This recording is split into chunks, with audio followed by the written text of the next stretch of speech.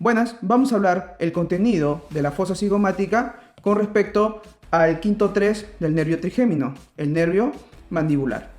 Recordemos de que el nervio trigémino va a nacer de su ganglio, el ganglio de Gasser, ¿ya? El ganglio de Gasser se reposa sobre el cúbum de Meckel, recuerdan el cúbum de Meckel en la región petrosa, en el peñasco del hueso temporal. Ahí se va a alojar el cúbum de Meckel, donde va a sostener, va a poder amortiguar, va a poder abrazar, ¿no? Como una camita al ganglio de Gasser. Ese ganglio de Gasser va a emitir, o ganglio del trigémino, va a emitir tres ramas, ¿cierto? El quinto 1, el oftálmico, el quinto 2, el maxilar y el quinto 3, el mandibular, ¿ya? Cada uno nace en sus respectivos agujeros, ¿no? El quinto 1, la hendidura esfenoidal, el quinto 2, el redondo mayor o redondo, ¿ya? Y el quinto 3, el oval, pues, ¿no?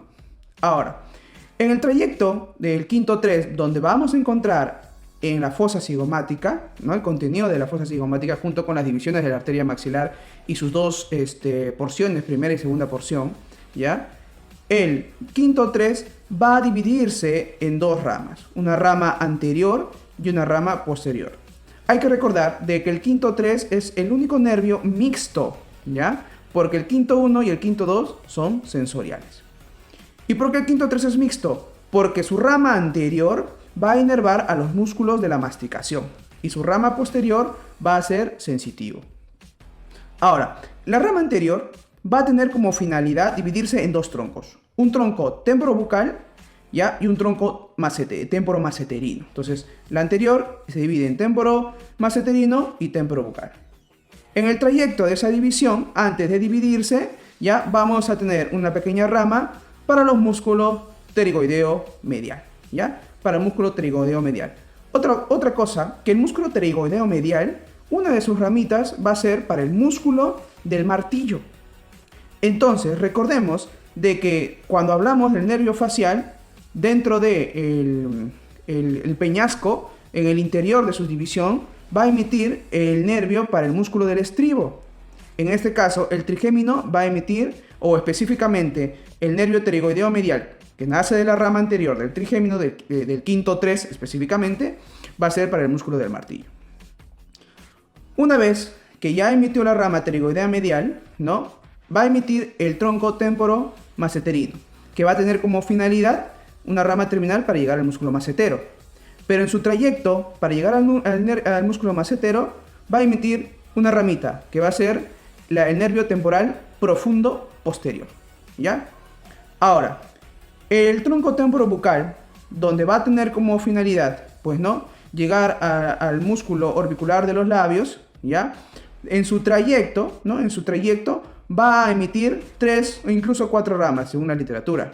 2 ramas que son temporoprofundas, pero una medial y una anterior, ¿ya?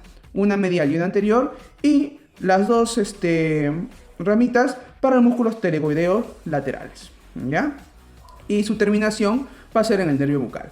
Entonces, aquí en la región anterior, recordemos que para las fibras posteriores del temporal va a ser el tronco temporomaceterino, pero para las fibras medial y anterior va a ser el tronco temporobucal. Eso con respecto a la rama anterior. Con respecto a la rama posterior, ¿ya? Con respecto a la rama posterior, vamos a notar que la rama posterior va a tener su ganglio, ¿ya? El ganglio óptico. Este ganglio óptico, ¿no? Va a emitir fibras sensoriales que va a tener como terminaciones ¿qué? El nervio auriculotemporal, el nervio lingual y el nervio alveolar inferior con su terminación. ¿Ya? Recordemos. Auriculotemporal, lingual y alveolar inferior. Ahora, con respecto al lingual, ¿no? Al nervio lingual, recordemos que también tiene una gran participación con el nervio facial, específicamente con el nervio de la cuerda del tímpano. Recuerden que también en la región petrosa, ¿no? En el peñasco, el nervio facial, ¿no? Va a emitir fibras, una fibra parasimpática, específicamente de su núcleo del salival superior, ¿no? Donde va en el camino, va a unirse, va a dejar fibras parasimpáticas al nervio lingual a través de su ganglio submaxilar. ¿Por qué? Porque recuerden que el nervio lingual va a inervar los 2/3 de la lengua, pero a nivel táctil, ¿ya? A nivel táctil, a nivel del dolor, a nivel de la temperatura, ¿no? Pero ¿quién le da la actividad parasimpática gustativa, ¿no? El nervio de la cuerda del tímpano, ¿ya? Recuerden eso, el nervio de la cuerda del tímpano. Pero también recuerden que el nervio de la cuerda del tímpano, ¿no? También le da una actividad parasimpática a los ganglios submaxilar y sublingual, ¿no? Para la producción de saliva. Eso con respecto al nervio lingual. Con respecto al nervio alveolar inferior, va a ingresar internamente a la mandíbula y va a emitir y va a inervar a todos, ¿no? A toda la cavidad alveolar de los alvéolos dentarios, ¿ya? Antes de poder inervar a todos los alvéolos dentarios, va a emitir un nervio para el músculo miloioideo. Y el nervio alveolar inferior va a salir por el agujero mentoniano, ¿no? Para poder terminar, ¿no? Con el nervio mentoniano. Eso es con respecto al nervio alveolar inferior. Ahora, el nervio aurículo-temporal. Este nervio aurículo-temporal va a tener una característica morfológica que va a dividirse en 2 hojas, ¿no? Porque entre medio de ellas va a pasar la arteria meningia media, ¿ya? Ahora, otra característica del nervio aurículo-temporal es que guía para la inervación parasimpática de la glándula parótida. ¿Cómo es eso?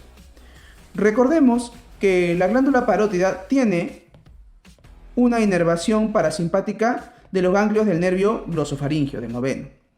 Ahora, este nervio glosofaringio, a través de sus fibras parasimpáticas, ¿no? Por medio del nervio timpánico, ojo, no hay que diferenciar el nervio timpánico con el nervio de la cuerda del tímpano. Son 2 nervios distintos, ¿ya? El nervio de la cuerda del tímpano viene del facial y el nervio timpánico viene del glosofaringio. Entonces, este nervio timpánico, con información de fibras parasimpáticas, va a ingresar, ¿no? al plexo timpánico, que se ubica en la cavidad timpánica, ¿no? ¿Para qué? Para poder formar el nervio petroso menor. Este nervio petroso menor lleva la información parasimpática del glosofaringio. Ahora, este nervio petroso menor va a llegar al ganglio óptico para poder guiarse en la dirección del nervio aurículo-temporal, ¿no? Va a guiarse y poder llegar a la actividad parasimpática de la glándula parótida, ¿ya? Muy bien. Ojo, hay que diferenciar que la glándula parótida tiene una actividad parasimpática y simpática, ¿no? Porque a través de la actividad simpática es por el plexo carotidio externo, actividad simpática, y actividad parasimpática por medio de los núcleos del ganglio del noveno par craneal, que es el glosofaringio, ¿ya?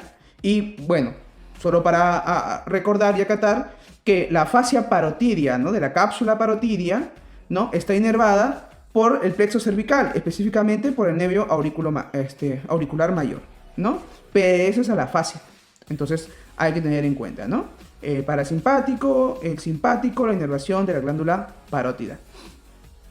Entonces, este es un esquema, ¿no? Un esquema, pero ¿cómo lo vamos a encontrar en la fosa cigomática? Lo vamos a encontrar de esta forma, pues, ¿no? Entonces, vemos que se ha diseccionado el arco cigomático para poder notar aquí está el trigémino, pues, ¿no? Si vemos aquí su división posterior y su división anterior, ¿no? Vemos aquí el tronco temporomaceterino llegando, ¿no? A las fibras del temporal posterior, nervio maceterino, y acá vemos el tronco temporobucal, ¿cierto? Temporobucal. Acá vemos cómo sale el nervio pterigoideo, los pterigoideos mediales, ¿no? Y vemos cómo acá envía fibras para el temporal anterior, por ahí también para el temporal medio, ¿no? Y vemos cómo llega al nervio bucal, pues, ¿no? Para por ahí inervar toda la zona del orbicular de los labios, ¿ya? En el tronco posterior vamos a ver cómo emite el nervio lingual. Si ustedes se dan cuenta que está el nervio lingual, y miren, Y miren cómo aquí llega el nervio timpánico, llega el nervio de la cuerda del tímpano, ¿no?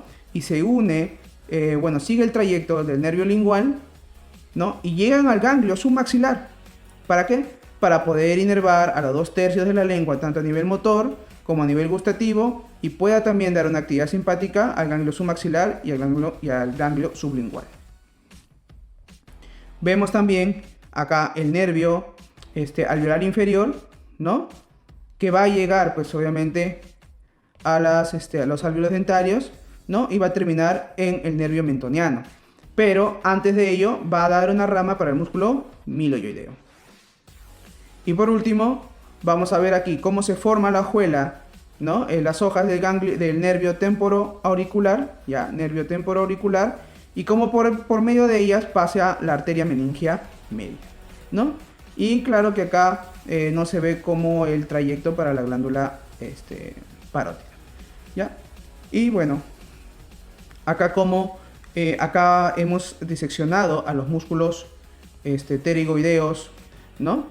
Y aquí vemos que el nervio y sus divisiones están, ¿no? Por debajo del músculo pterigoideo lateral, ¿ya? Eso sería todo. Muchas gracias.